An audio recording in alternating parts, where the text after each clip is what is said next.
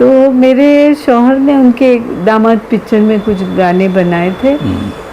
तो हेमंत जी ने हेमंत जी ने गाने बनाए थे। तो वो खामोखा मतलब पता नहीं क्या था, लेकिन वो बोलते थे ऐसे नहीं ऐसे, तो वो थोड़ा चिढ़ गए थे उन पे कि तुम कल के आए हुए लड़के मुझे बता रहे हो, तो थोड़ा गुस्सा हो गए थे।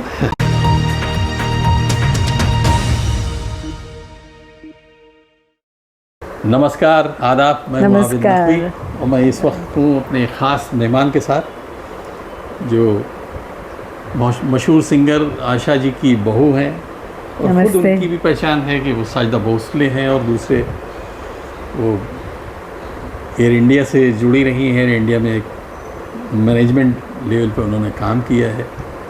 हाँ, प्लेन में किया है, प्लेन में। हाँ, प्लेन में जो है फ़्लाइट्स में रही हैं। तो साजिदा जी से आइए बात करते हैं, इसलिए कि उनका बैकग्राउंड एक तो उस परिवार से है जो हिंदुस्तान का क्या दुनिया का एक तरह से बड़ा मशहूर गायक लता मंगेशकर और आशा जी के परिवार से जुड़ी रही हैं, लेकिन ख़ुद भी एक पहचान रखती हैं। बहुत से तजुर्बात उन्होंने वहाँ से हासिल किए। तो आज बात करते हैं मोहम्मद रफ़ी साहब के बारे में, उनकी राय। इसलिए कि मोहम्मद रफ़ी साहब, अब ज़ाहिर है कि बहुत लोगों ने अपनी अपनी राय अलग अलग ढंग से दी। काफ़ी लोग, ज़्यादातर लोग, जितने लोग मिले सब कहीं ना कहीं उनकी तारीफ़, उनकी पर्सनालिटी की बड़ी तारीफ़ की।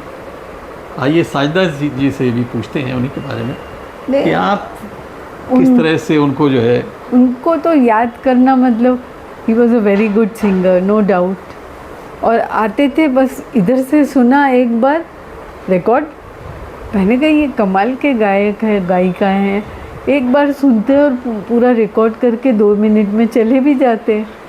तो मेरे शौहर ने उनके दामाद पिक्चर में कुछ गाने बनाए थे। तो हेमंत जी ने गाने बनाए थे। तो वो खामोखा मतलब पता नहीं क्या था, लेकिन वो बोलते थे ऐसे नहीं ऐसे, तो वो थोड़ा चिढ़ गए थे उन पे कि तुम कल के आए हुए लड़के मुझे बता रहे हो, तो थोड़ा गुस्सा हो गए थे। वैसे वो थे नहीं, वैसे ही was a very humble man. जी, वो हम्बल थे। तो बोले वो वैसे गए। उस वक्त तो मैं कुछ इतना जानती नहीं थी मेरे शौहर को। बाद में इत्तेफाक ऐसे हुआ कि हो गई शादी। तो रफ़ी साहब को वो तब मिली थी मैं, तो मैंने बोला ये आदमी गाते, लेकिन जब वो गाते तो छा जाते, है ना। वो एक मतलब उनका भी आवाज़ कुछ अजीब सा, एक कैप्टिवेटिंग आवाज़ है कि अगर आप सुनो तो सुनते ही रह जाओ, कुछ सब भूल जाएंगे। जो लता में भी थी वो क्वालिटी और इनमें, बाकी किसी सिंगर्स में वो क्वालिटी देखी नहीं मैंने जो ये दोनों में देखी है, जो रफ़ी जी में थी। मतलब आप उनको सुनोगे तो आप बाकी सब चीज़ कुछ भी करने भूल जाओगे। अगर आप सुन रहे हो उनको और आपको कुछ उठाना है तो आप वो नहीं, बस उन क्या गा रहे हैं ऐसे हो जाएगा। Your full attention goes in that, वो गाने में ही जाएगा ध्यान पूरा।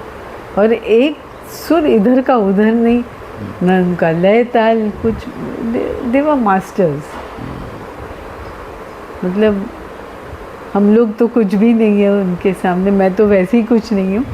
लेकिन मतलब आशा जी भी उनसे, उनका बहुत बोलती थी कि ये उनके साथ गाना, मतलब 2 दिन पहले 6 बार रियाज़ करके जाते थे वो।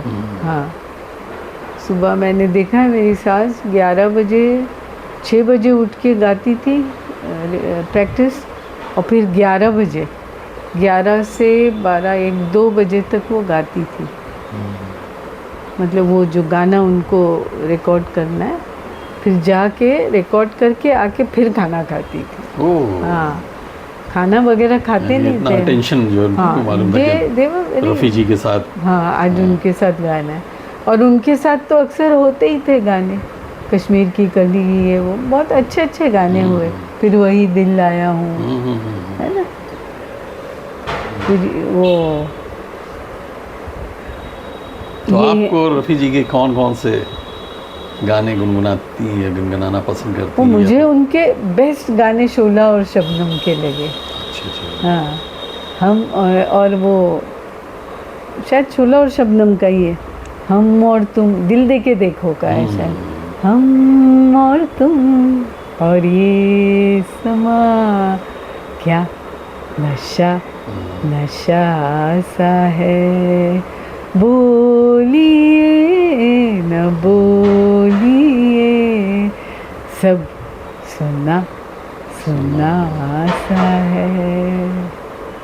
आज बात बात पर आप क्यों संभलने लगे, थर थराए हो हाथ क्यों, क्यों नजर बहकने लगी, लिपटे गेसू खुलने लगे, हम और तुम और, मेरा थोड़ा सुर छूट जाता है, बहुत बढ़िया गाना। भी आप अच्छी कॉपी मतलब ढंग से कर लेती है।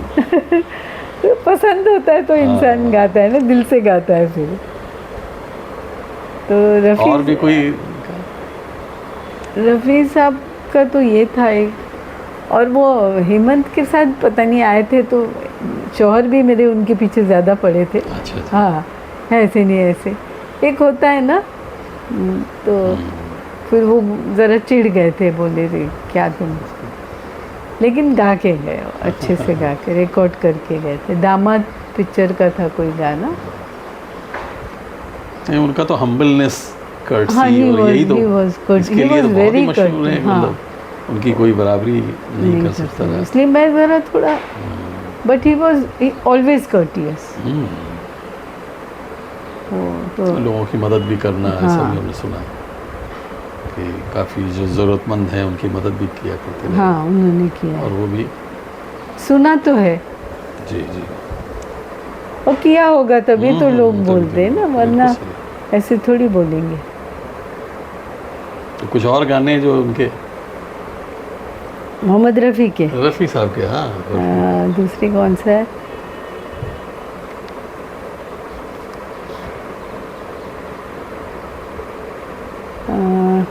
याद नहीं आ रहे।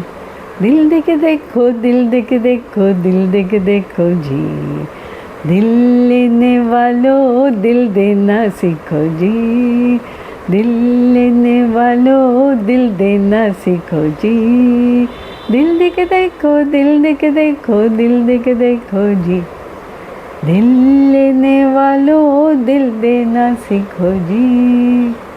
फिर एक बहुत अच्छा गाना था, फिरोज़ खान की पिक्चर थी,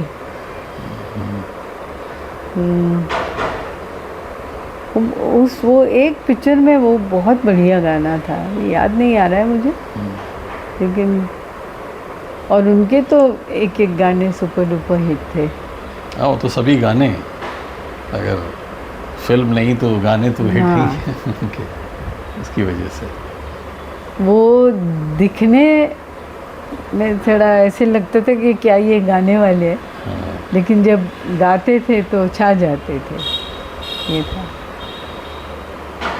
तो आपने कभी मिलने का मौका नहीं हुआ, दूर से कभी देखने का? नहीं, मिली ना मैं, जो हेमंत के काफ़ी रिकॉर्डिंग्स में वो आए, गाना गाए। अच्छा। हाँ, तो दामाद पिक्चर उनका लास्ट था जब उन्होंने हेमंत के लिए गाया, और उसके शायद कुछ 15 दिन बाद उनकी वफ़ात हो गई। हाँ, अच्छा। तो बहुत बढ़िया गाते थे वो तो, और वो ऐसे भी नहीं था कि कभी किस पे चिढ़ते थे, जिसने बोला जैसे वैसे गा के अपना निकल जाते थे। तो कभी बातचीत रफ़ी साहब के साथ, रफ़ी साहब के साथ ऐसे बस सलाम दुआ, बस उतना, बाकी उनके बेटे के साथ होती रहती है बातचीत। हाँ, वो क्या नाम है उसका, शाहिद रफ़ी। हाँ, लेकिन कोई उनके फिल्म, उनके घर से कोई ऐसा ठोस आया नहीं गाने वाला ना। तो अब पता नहीं उन्होंने वो फील्ड नहीं ली है। अब वो फील्ड क्या, वो तो इतनी आसमान पे पहुंच गए, उनसे बराबरी करना भी मुश्किल है, मुश्किल हो जाती है। और क्या है, उस मकाम पे पहुंचने के लिए ये लोग बहुत रियाज करते थे। मैंने देखा 6-6 12-12 घंटे रियाज करते थे। बाजा लेके बैठ गए तो सुबह 6 बजे से कम 1 घंटा 2 घंटा, फिर 11 बजे से 3-4 बजे। सिर्फ मेरी सास और दीदी नहीं, बाकी ये भी। और इनका नेचुरल आवाज़ भी अच्छा था कि अगर वो रियाज ना करते तो भी वॉइस क्वालिटी बहुत अच्छी पहले ही थी से उनकी। हाँ, जिसको बोलते खुदा दाद। हाँ, वो एक दिन था उनमें। कुदरती आवाज़ उनकी ऐसी थी कि वो सा लगाए तो उसमें छा जाते थे, ये था। तो उसमें अगर रियाज करे और मेहनत करे तो जाहिर है कि वो तो पूरा आसमान पे जाने ही है उसको। और मैंने सुना है कि वो जब जिनके पास उन्होंने गाना सीखा है, वो जब गाते थे तो रात को ऐसे लगता था कि फरिश्ते उतर आए।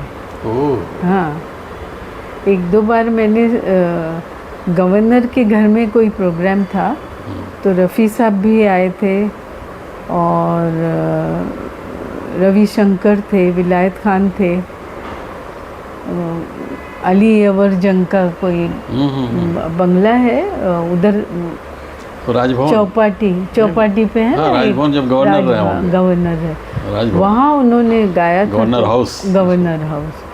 तो वाकई में रात में ऐसे लग रहा था जैसे आसमान से फरिश्ते उतर आए। वो माहौल इतना, बस आपको अगरबत्ती धुआं लगाना बाकी था। हाँ, मतलब ऐसे लगता था जैसे वाकई में कोई प्रेजेंस है, डिवाइन प्रेजेंस, बिल्कुल अल्लाह वाली ये था माहौल। और उसमें फिर ये ऐसे आवाज़ बहुत अच्छा था। गवर्नर अली अवर जंग के घर था। हाँ, उनके घर वो रखते थे कई बार प्रोग्राम्स। तो ये भी आए थे, रफ़ी साहब आए थे, पंडित रविशंकर आए थे, विलायत खान आए थे सितार बजाने। तो रविशंकर जी सितार बजा रहे थे और 2-3 और थे, काफ़ी लोग थे, मतलब इसके क्लासिकल सिंगिंग के। वो रखते थे प्रोग्राम्स, मज़ा आता था। शायद अभी भी होते होंगे पर हमको मालूम नहीं है। हाँ, कभी कभी बिल्कुल सही है कि अभी इतने नहीं होते, लेकिन होते तो हैं। हाँ, होते होंगे, पर आजकल वो दौर ही नहीं रहा जिधर, मतलब मुझे लगता है आज के दौर के जो गाने वाले हैं ना, I am not putting them down, लेकिन मतलब जिस तरह का ये लोगों ने अपनी ज़िंदगी दे दी। लता आशा ने तो पैसे बनाए, रफ़ी साहब ने भी पैसे बनाए, लेकिन ये दूसरे जो थे ना, गुलाम मुस्तफ़ा, गुलाम अली और दूसरे थे वो रफ़ी साहब के जो थे गुरु, बड़े गुलाम अली। अच्छा। अरे बाप रे, उनको सुनते आप तो वाकई में ऐसा लगता था कि आसमान से फरिश्ते नीचे आ गए। रात को वो जब गाते थे, बस आप एक अगरबत्ती लगा दो या लोबान लगा दो, बस उतना बाकी था। वो माहौल ही ऐसा, but you had to be a person who love music, कि वो म्यूज़िक आपके रगों तक पहुंच जाए, ऐसा चाहने वाला चाहिए। सुनने वाला भी वैसा चाहिए, गाने वाला तो बेशक, बजाने वाला गाने वाला वैसा होता है, लेकिन उसको जितना आप अप्रिशिएट करेंगे ना, तो उनका भी ऐसा मूड चढ़ता है कि चलो हम जहाँ 2 लाइन गा रहे और 2 लाइन गा लेंगे। मतलब जाहिर सी बात है ना, उनको एक ये मिलता है, प्रोत्साहन मिलता है। उनके आर्ट को समझने वाले लोग जब फिर वो उनको भी तब जाहिर है उनको मज़ा आता है। हाँ, फिर वो और माहौल को जमा देते हैं ऐसे। और पता चला कि वो लोग समझ ही नहीं रहे सामने वाले, फिर वो सोचते क्या गाया अभी इनके सामने। जैसे गुलाम अली आए थे तो वो पहले बोले पता नहीं इधर कैसे लोग उनको आएगा सुनने, लेकिन फिर देखा उन्होंने मेहदी अली खान साहब, ये लोग, ये तो बात की दौर थी, लेकिन बड़े गुलाम अली खान साहब का तो दौर, वो तो खैर एक बड़ा नाम। और वो गाते थे। मैंने उनको अली अवर जंग साहब के घर सुना था, छोटी थी मैं, लेकिन माहौल बना दिया था उन्होंने। ऐसे लगता था जैसे फरिश्ते उतर आए। पंडित रविशंकर थे, ये बड़े विलायत गुलाम खान, अली की बात कर रहे हैं। हाँ, और ये गुलाम अली साहब थे, मेहदी हसन साहब थे। तो ये लोग अलग ही माहौल क्रिएट करते थे। I mean, ये लोग वो लोग थे जिन्होंने अपनी पूरी ज़िंदगी गाने में, मतलब आप सोचिए, आप 4 बजे उठ के जो सा पकड़ के बैठे 11 बजे तक, तो इट इज़ अ डेडिकेशन। आपने वो सुर लगाया, वो सुर इधर से उधर नहीं हुआ। आजकल कोई करता है? हाँ, इतना पेशेंस जो है, इतना पेशेंस और इतना डेडिकेशन, इतना डेडिकेशन, ये जो है चीज़ है, बिल्कुल सही है। मतलब आप इतना डेडिकेशन दोगे तो आप टॉप पे ही पहुंचोगे ना। चलिए, तो यहीं पे बात जो है ख़त्म करते हैं। बहुत बहुत शुक्रिया आपका, आपने वक्त दिया। थैंक यू सो मच, शुक्रिया। Thank you.